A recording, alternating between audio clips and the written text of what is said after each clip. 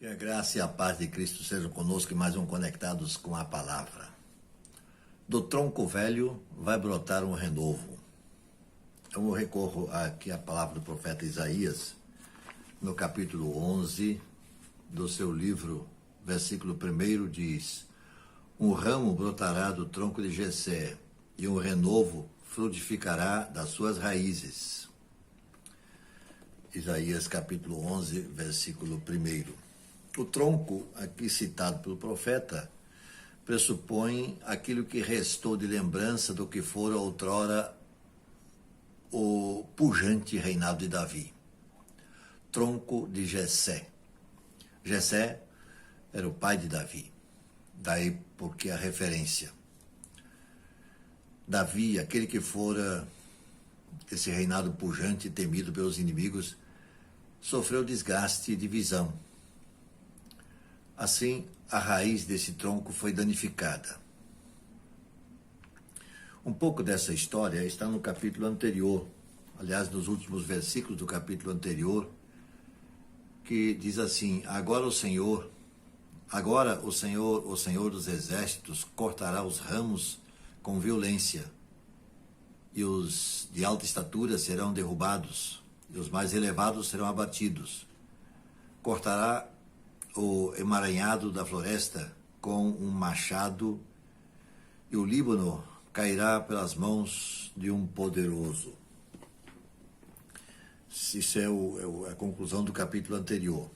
Aí ele introduz dizendo que do tronco de Jessé há de brotar um renovo. Mas a promessa do Senhor é que, apesar de tudo isso, como já disse, brotará uma nova vida através de um novo governante que é simbolicamente denominado rebento ou renovo, denominado Cristo, como é também chamado raiz de Davi. A respeito disso, nós vemos, por exemplo, o que diz João ao escrever o Apocalipse, capítulo 5 do Apocalipse, versículo 5. Então um dos anciãos me disse: não chores, pois o leão da tribo de Judá, a raiz de Davi, venceu para abrir o selo e para abrir o livro e romper os seus selos. Experiência vivida, portanto, por João, que escreveu o Apocalipse. Renovo nos remete a um novo começo, a um recomeço. A nação fora devastada pelos assírios e depois pelos babilônios. O profeta fala de uma pessoa, um descendente de Davi, que brotará do tronco que ficou na terra. Tronco de árvore derrubada pelos poderosos exércitos de Senaqueribe, da Síria, e depois Nabucodonosor, da Babilônia. No contraponto com essa situação terrível, o profeta antevê uma era perfeita e pacífica. A aplicação messiânica aqui é evidente para nós que lemos o texto nos dias de hoje, pois a descrição é rica, idealizada, é repleta de detalhes nas suas entrelinhas. Isso nos mostra que ela não se cumprirá na sua inteireza antes que venha o reino escatológico. Ou seja, antes que venha o grande e terrível dia do Senhor. É no Natal que esse broto nasce do tronco de Jessé. Esse renovo aparece.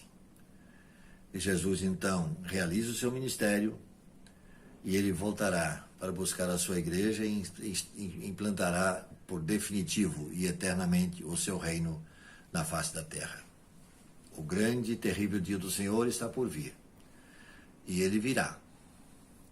Por que grande e terrível? Grande para nós que cremos em Jesus como nosso Salvador. Será maravilhoso, mas será terrível para aqueles que não creram.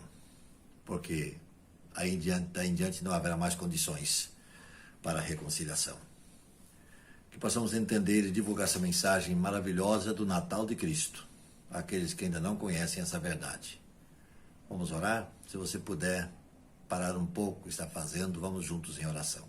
Senhor nosso Deus, obrigado porque Tu és tão maravilhoso.